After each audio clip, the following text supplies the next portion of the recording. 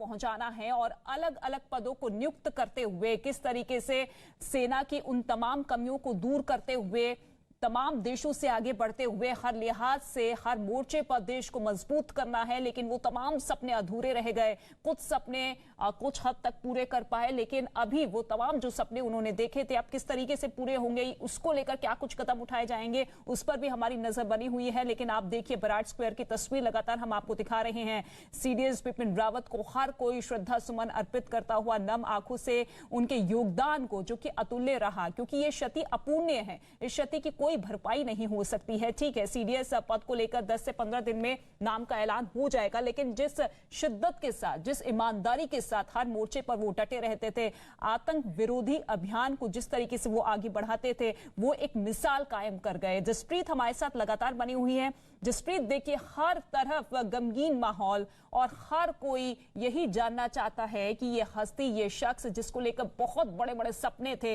वो अब हमारे बीच में नहीं रहा। ऐसे में देश किस तरीके से आगे बढ़ेगा इस पर तो नजरें है ही, लेकिन वो आखिरी दर्शन, वो आखिरी विदाई जिसमें हर कोई शामिल होना चाहता है। बिल्कुल हर कोई शामिल होना चाहता है और इस वक्त पूर्व सैनिक उनको अंतिम विदाई दे रहे हैं, पुष्प अर्पित कर रहे हैं।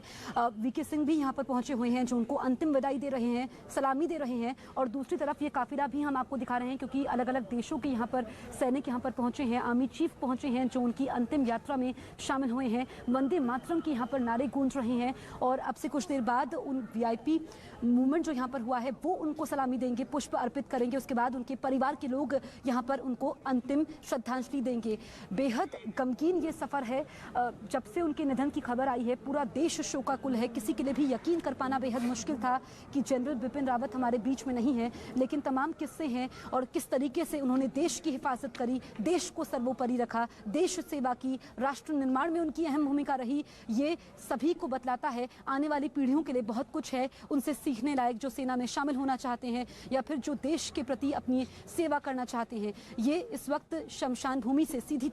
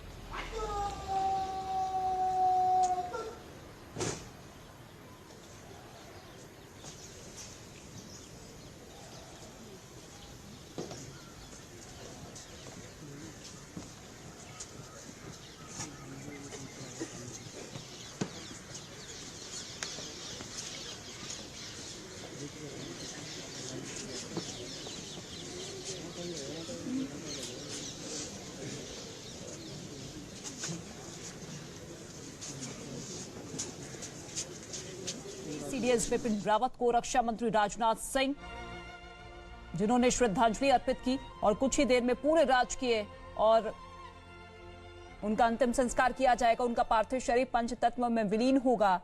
अदम्य साहस, अमिट छाप, निर्भीक, निष्ठावान, अभय, देश के बहादुर सपूत लाल, जिसे हर कोई नम आंखों के साथ याद कर रहा है, उन्हें श्रद्धा सुमन अर्पित कर रहा है।